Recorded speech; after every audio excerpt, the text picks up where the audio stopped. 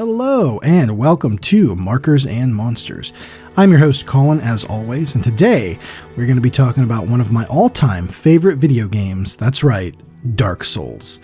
So make sure Estus Flask is full and prepare to die, because we're getting right into it. As you can see, I'm drawing a bonfire in the background. This is a save point in the game, and there's more lore to it than that, but regardless, it's a calming, peaceful area where you can rest, recuperate for a while, refill your health, which you're going to need, and do a number of other things. The bonfires have this peculiar looking sword sticking out of them, as well as being on a pile of ashes and skulls and ribs and stuff like that. So we're just kind of penciling that in really rough here.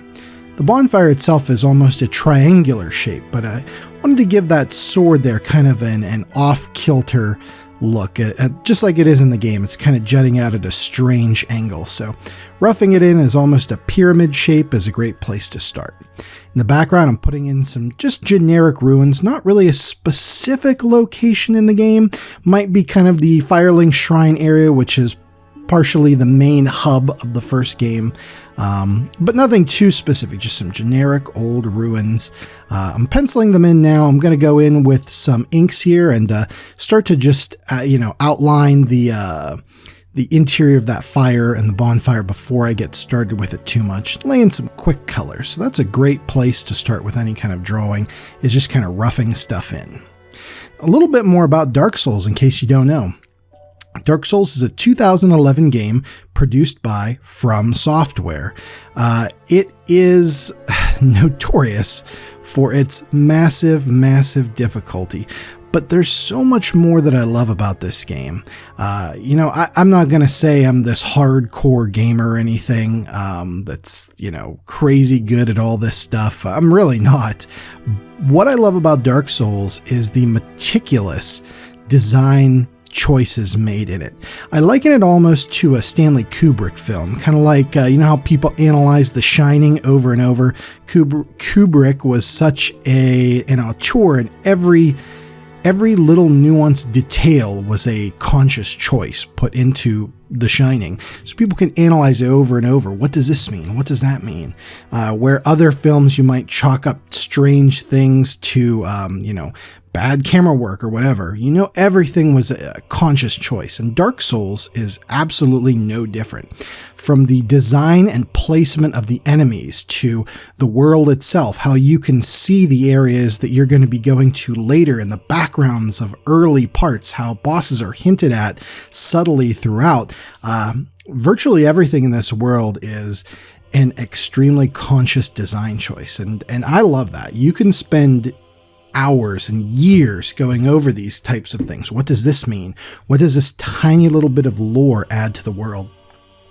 And I think that's what gets me going through these games. As difficult as they are, I just want to see a little bit more of this world that's created. What's coming next? What design choice did they do? Why did they make this enemy fight in this way? What does this enemy's armor say about the world at large? And all those little choices are great.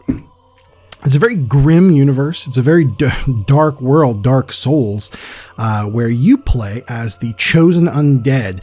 I guess a curse of undeath has been sweeping the land, and in this last age, as the fire that keeps humanity and the world burning and the darkness at bay is beginning to die, you are deposited with an undead curse in the kingdom of Lordran, this big, strange, curving kingdom in all these nestled walls within walls layers, and from there you kind of go on this big epic quest through this lonely, desolate world to potentially rekindle the fire that keeps people going.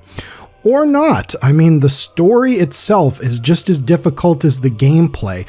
They don't spoon feed you anything with this game, and that's another thing I love. You can analyze this lore forever and ever. That's my personal interpretation of the events of the game, but there's definitely room for other people to come up with other interpretations of what even the story is. And I think that's so fascinating and so neat. Again, I love the world that it's set in. It's a lonely, desolate world. You're very rarely coming up against NPCs or people that's going to talk to you. And when they do, they speak in these kooky riddles that you have to kind of I don't know, almost analyze to understand just what the heck they're talking about. Again, open to interpretation, but that's great. I love that kind of stuff. There's been countless hours, hundreds of thousands of hours of lore videos uploaded to YouTube alone of people trying to explain what the story is and what all of this means and what does that do. So I'm not going to go into that too much here in this video. I think that's done better elsewhere, but I highly recommend if you're a video gamer or interested in fantasy, dark fantasy, design, stuff like that, give Dark Souls a try. Do not let its difficulty overwhelm you or intimidate you or throw you off. This is a game that I feel is worth playing. And what's great about the difficulty is that it's the epitome of tough but fair. There's very few parts in this game that are just randomly thrown in sections. Everything's right there in front of you. So if you die, and oh boy, you will die, it's kind of your fault, and you have to learn how to overcome that. Go back again and say, okay, the last time I was up against this guy, I did this, and he killed me this way. How do I conquer that? How do I overcome that? So don't let the difficulty turn you off. You can conquer this challenge. Heck, if I did it, anybody can do it.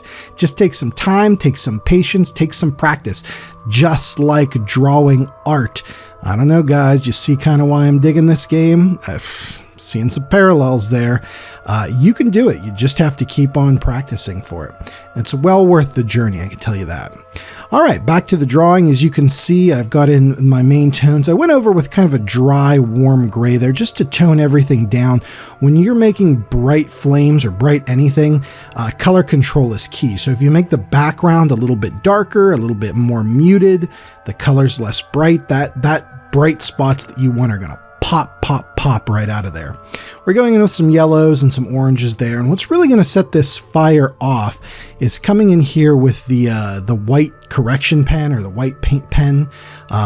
It's going to add a lot of little contrasty bits. We're also darkening in that sword to make it very prominent and stand out. Contrast is key for a lot of this stuff. I'm just outlining some of the flames here in the front and then adding in a couple little dots and the flickering ashes coming off, a little bit of texture there in the back. And we're going to go in and color over that white with some more orange. It's not going to make it disappear completely, but it's going to blend it in a lot more. Go over the top with a little more white, and hey, I am just about ready to call this sucker done. Sign it up and let's take a look at the scan, you guys. Dark Souls, it's a great time. Like I said, prepare to die and just get right into it. Let's take a look at the details here. I had done this drawing last year, but thought I lost the footage. Just like Gravity Falls, I'm glad I found it and was able to finally produce a short video for you guys. The bonfires, I think, are one of my favorite parts. With all the action and the intense combat, it's great to get to these little moments in the Dark Souls game where you're finally at peace. You're at rest. You're by yourself, true, and you know you're going to have to eventually set out from these bonfires and try to surmount the almost insurmountable challenge. But for that moment you're sitting there, it's a peaceful respite. And I kind of wanted to pull that through in the drawing, and I hope I did. I hope that you guys found a peaceful respite watching this video. I hope you're having a great summer, as good as you can get. I hope you're all staying safe out there. I feel like the year 2020 is life's game of Dark Souls. Dang it, it's tough, but stick with it. We're all going to get through this, and we're going to make it through together. And then we can make countless hours of lore videos on YouTube about the year 2020. Hey, stay safe. Keep drawing. Have a good one. This is Colin signing off. See you in the next one. Goodbye.